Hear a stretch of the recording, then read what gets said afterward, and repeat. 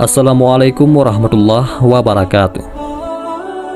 Mungkin sekarang kita sudah jarang mendengar kisah inspiratif ini, atau bahkan sudah hampir dilupakan.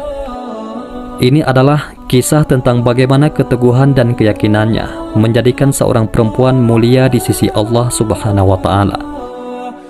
Dialah Siti Mashiitoh yang hidup pada zaman Fir'aun dan sekaligus menjadi pelayan yang mengurus anak-anaknya Fir'aun.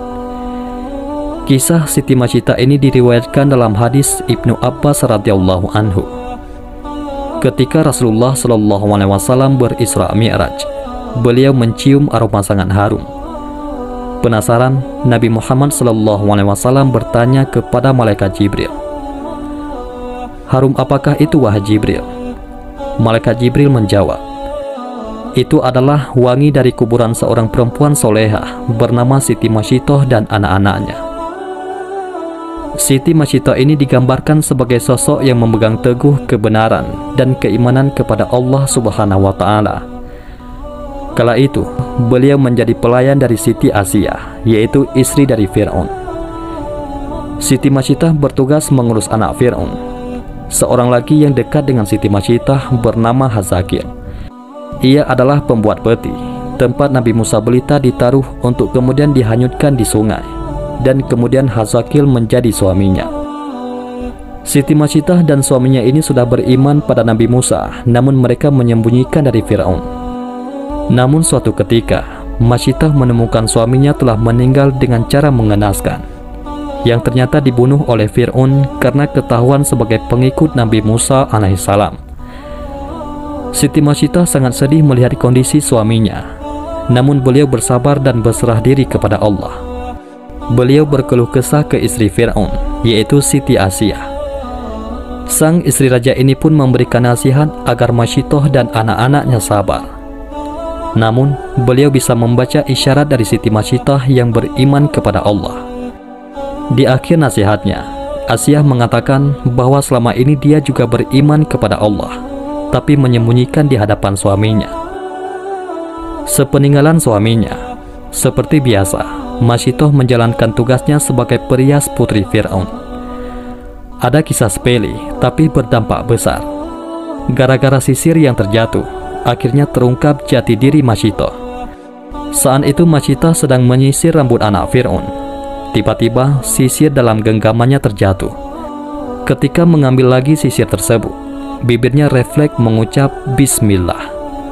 Ucapan itu membuat anak Fir'aun terkejut. "Apakah ucapan yang kamu maksud adalah bapakku?" tanya anak Fir'aun.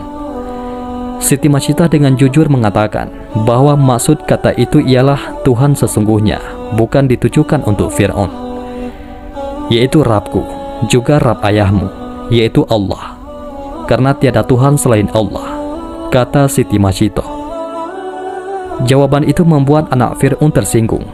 Berarti ada Tuhan lain kecuali bapaknya. Anak Fir'aun itu mengancam melaporkan keyakinan Mashiitoh tersebut kepada bapaknya.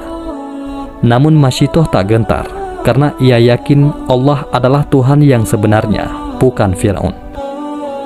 Laporan anaknya membuat Fir'aun murka. Ia tidak menyangka pengasuh anaknya adalah pengikut Nabi Musa.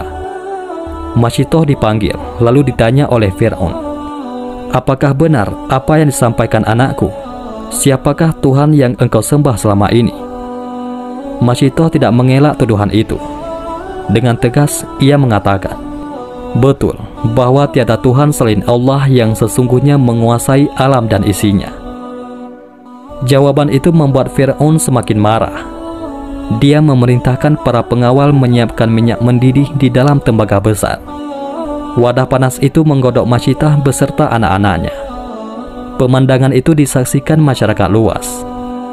Sebelum dimasukkan ke minyak panas, Mashiitoh diberi kesempatan sekali lagi untuk memilih. Dia dan dua anaknya selamat jika mengakui Fir'aun sebagai Tuhan. Sebaliknya, nyawanya terancam jika tidak mau mengakui ketuhanan Fir'aun. Sebagai perempuan beriman dan meyakini Allah Subhanahu wa Ta'ala, Siti Mashiitoh tidak gentar terhadap ancaman Fir'aun. Beliau tetap yakin Tuhan yang sesungguhnya hanyalah Allah, bukan Fir'aun. Pendirian Mashiitoh semakin mempermalukan Fir'aun. Raja kejam itu memerintahkan pengawalnya melemparkan anak Masyitah satu persatu di hadapan ibunya, hingga yang terakhir, yaitu bayi yang sedang menyusu dalam pelukan Masyitah. Ibu mana yang tega menyaksikan satu persatu anaknya tergerus minyak panas. Ketika giliran bayi terakhir yang akan dimasukkan tembaga panas, Masyitah sempat ragu. Namun kekuasaan Allah menciptakan bayi itu tiba-tiba bisa bicara. Jangan takut dan sangsi wahai ibuku, karena kematian kita akan mendapat ganjaran dari Allah Ta'ala, dan pintu surga akan terbuka menanti kedatangan kita. Riwayat lain, bayi Masyitah meyakinkan ibunya, sabarlah wahai ibuku, sesungguhnya kita dalam pihak yang benar. Wahai ibu, masuklah, karena sesungguhnya siksa dunia lebih ringan daripada siksa akhirat. Hadis riwayat Imam Ahmad. Kekuatan anaknya membuat keraguan Masyitah hilang. Dengan yakin dan ikhlas kepada Allah, Masyitah membaca, Bismillahirrahmanirrahim, wallahu akbar. Siti Masyitah dan bayinya terjun ke minyak mendidih. Dan ajaibnya, begitu minyak panas menggerus raga orang-orang istiqamah itu, tercium wangi yang sangat harum dari dalam kuali. Allah telah membuktikan kepada hamba-hambanya yang istiqamah. Ketika Masyitah dan anak-anaknya dilemparkan satu persatu ke periuk, Allah terlebih dahulu mencabut nyawa mereka, sehingga mereka tidak merasakan panasnya minyak mendidih. Tulang belulang Masyitah bersama anak-anaknya dikuburkan di suatu tempat hingga mengeluarkan wangi yang sangat harum. Aroma itu tercium oleh Rasulullah ketika perjalanan Isra Mi'raj. Itulah kuburan Masyitah bersama anak-anaknya, kata malaikat Jibril alaihissalam.